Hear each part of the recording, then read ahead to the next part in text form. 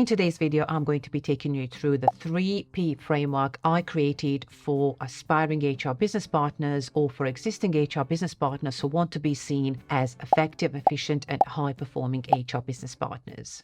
I have worked as an HR business partner over the last 15 years. I worked in a number of sectors and industries. I have operated at various levels from more operational delivery level role to now more strategic HR business partnering roles. So this is based on my own experience and what worked really well for me to position myself as an effective and efficient or high value add HR business partner when it comes to working alongside business leaders and also supporting the HR functions. The 3P framework stands for people plan, people board, and personal brand. People plan is all about what we are actually delivering. People board is all about where people matters get discussed properly. And personal brand is all about what we stand for, what we are actually known for internally. All underpinned by how we are actually bringing together all these three areas. We should be skilled to be able to create effective and efficient people plans. We should be able to ensure delivery of these people plans and actions plans at relevant people board meetings, and also showcase our personal brand as to how we work and what we stand for.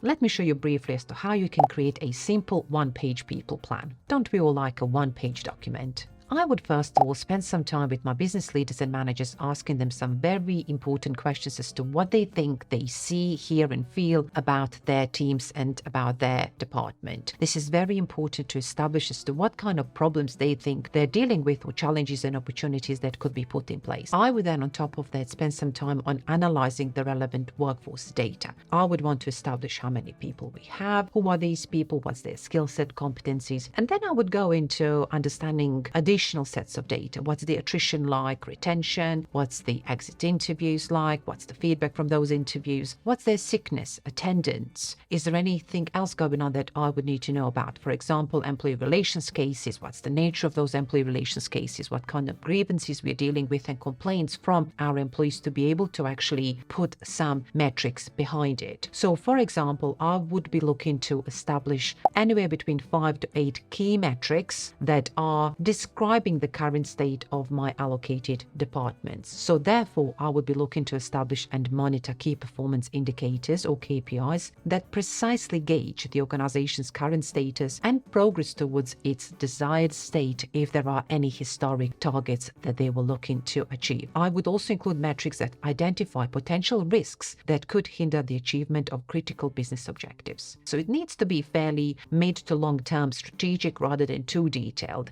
For example, one of the key metrics that I could establish is that attrition levels for this allocated client group is, let's say, at 15%. So I would be saying that this is quite high, that this is a potential risk to the organization, because the typical attrition rate target tends to be anywhere between 5 to 8%. So that would be the desired state we want to get to in 12 months' time. And I would then be looking to agree how we actually get there, which is the second part of the people plan. Another example that you could identify is that no internal successes have been identified for critical positions. This exposes certain risks to the organization, where there is actually no knowledge transfer or knowledge management or simply knowledge development to be able to backfill some of the critical positions that we have in place, but there are no identified successes as to who could replace them, which means most of the time organizations have to go externally. So I would be looking to describe the organization's desired end state, and I would also be looking to set goals to determine when the end state would be reached. We definitely need a bit of a timeline or a deadline as to when certain things need to be done by to get us into the action and delivery mode. So as I mentioned, attrition rate could be,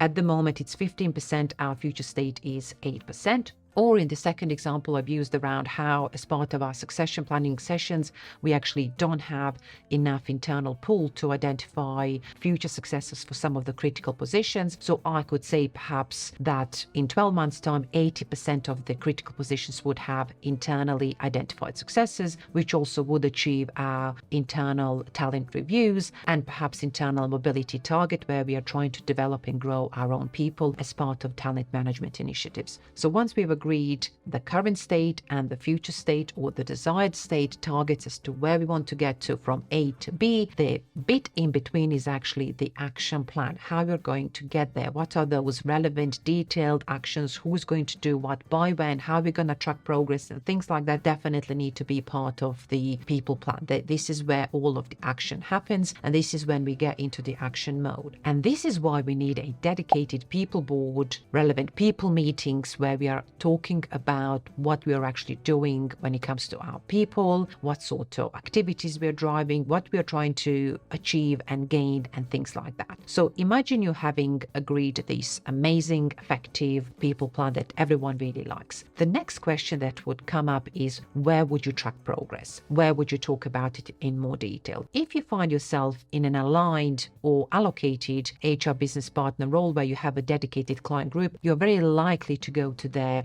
leadership team meetings or some sort of manager meetings where you're usually given 5-minute slot to talk about relevant matters, which is never enough unless you secure perhaps half an hour slot to talk about something. And we tend to be, in my own experience, the last item on agenda, and it's usually very much rushed towards the end. So you may feel that you haven't had enough time when it comes to people delivery actions or certain stats you would like to talk to them about in more detail. So what I would suggest you do is to suggest and propose setting up a people board. This would require a business sponsor, very much a department director or a head of department, to be able to say, yes, we would actually benefit from having a dedicated forum, dedicated people board where we wouldn't have to rush through the agenda, where we would sit down and properly talk about people plans, people progress, whatever it is that they are driving or going through as a department over the next 12-month period. And in terms of frequency of these kind of meetings, it could be a monthly meeting, a quarterly meeting, or every 6 months. It's entirely up to you as to how you can set it up. I would say if this is a brand new thing, as in it's never been done before, but now it's going to go ahead, is to start with having monthly people board meetings. You as an HR business partner could chair it, or you could co-chair it with the relevant business sponsor who has commissioned for this particular board to be set up. In a nutshell, people board will provide evidence of progress, reports and information and data required for audits as and when required as to what is going on in this particular department and what is the progress against the same. And finally, personal brand. This is all about what we stand for as HR business partners. Personal brand exercises are becoming more and more popular.